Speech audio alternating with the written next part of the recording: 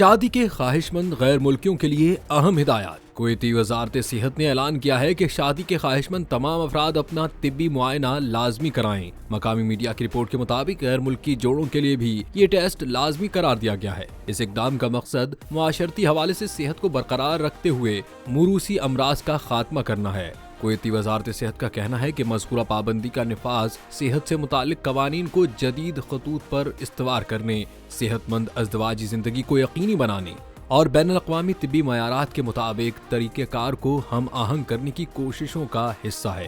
ताज़ा तरीन इत्तलात के मुताबिक ये तिब्बी मुआयना कुवैत में होने वाले तमाम दस्तावेजी निकाहनामों के लिए लाजिम होगा, चाहे दोनों फरीक कुवैती हों, इनमें से कोई एक कुवैती हो या दोनों गैर मुल्की हों।